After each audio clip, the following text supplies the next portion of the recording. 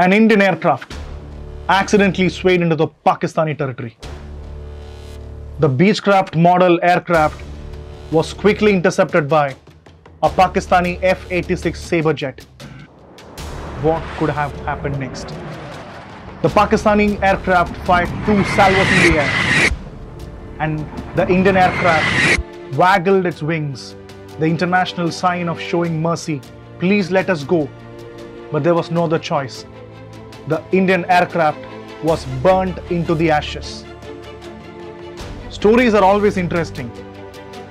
And when you talk about the stories of India and Pakistan, whether that be a cricket match, a hockey match, or anything related to India-Pakistan, people are always enthusiastic and too interesting. This is the story of 2 Indian pilots, the Indian pilot and the Pakistani pilot, the Indian pilot Jahangir Engineer and the Pakistani pilot Quays Hussain. This incident is the Beechcraft incident. So in today's Past 22, we'll narrate the story of this Beechcraft incident, an untold tale of death and drama, heartbreak and redemption.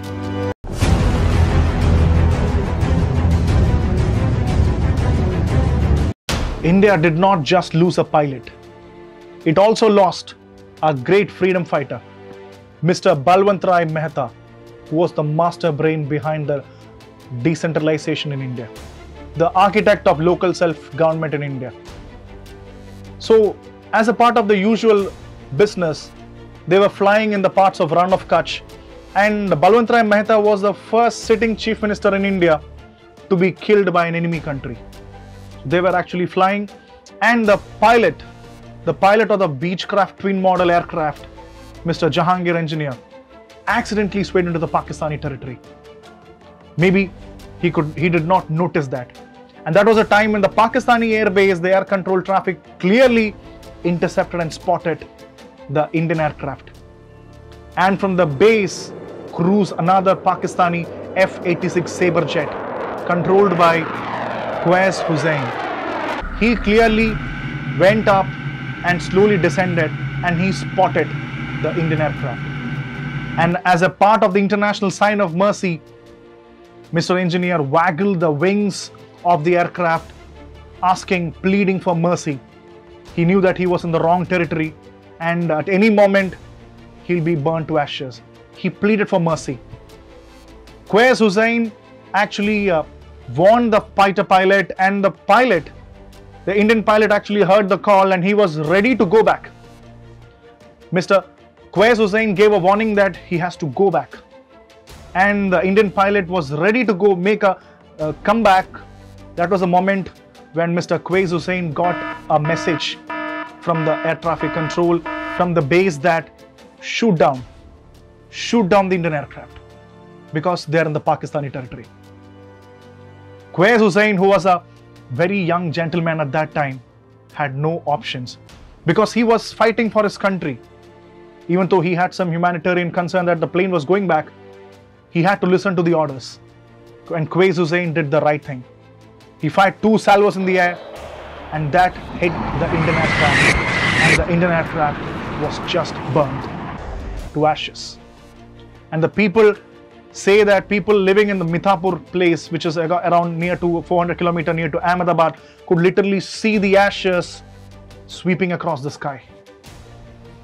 That was a small incident, and the All India Radio at 7 p.m. announced the demise of Balwant Rai Mehta and this incident. The incident which did not get the attention of many people in India. But the real twist of Beechcraft incident is not this assassination or assassination in the line of control. But the most fascinating thing is that the incident which took place in 1965 had a great twist in the year 2011. After so many years, it was the turn of Quays Hussain. He was getting older, and people say with old age comes more wisdom and compassion. When he became old, after 40 plus years, he unleashed the pain that he had inside his mind.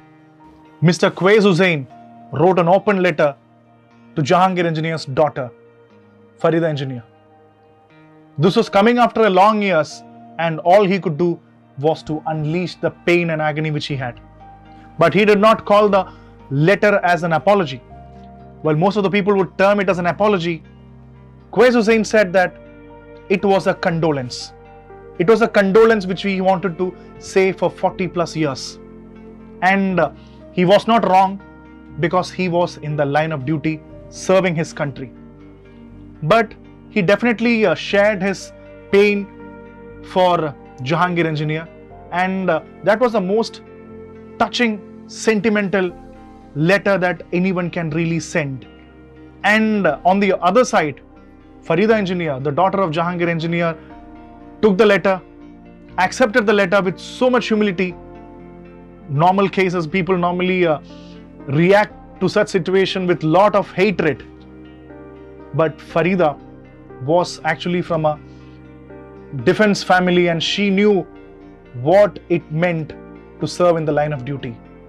She wrote back a letter, another letter to Quays Hussain, because Quays Hussain had expressed a wish that if at all I can come and meet you, definitely that would be a great moment in my life. So Farida wrote a letter back saying that it is not your fault.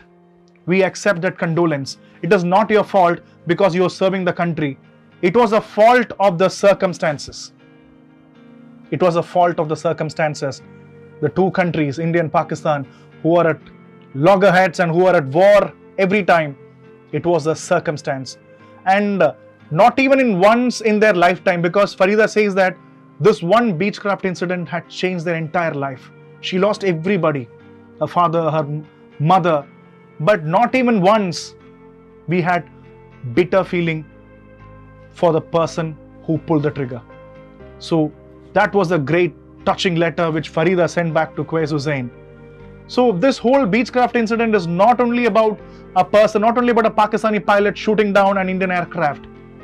In these days, when we talk about India and Pakistan, we talk about the counter-terrorism, we talk about the border infiltrations, we talk about a lot about India and Pakistan, but such incidents like Beechcraft incidents is a testimony. It's a testimony that love, mutual respect between the two countries can still exist. So in this Past 22, this story of Beechcraft incident is a reminder that love and respect knows no boundaries.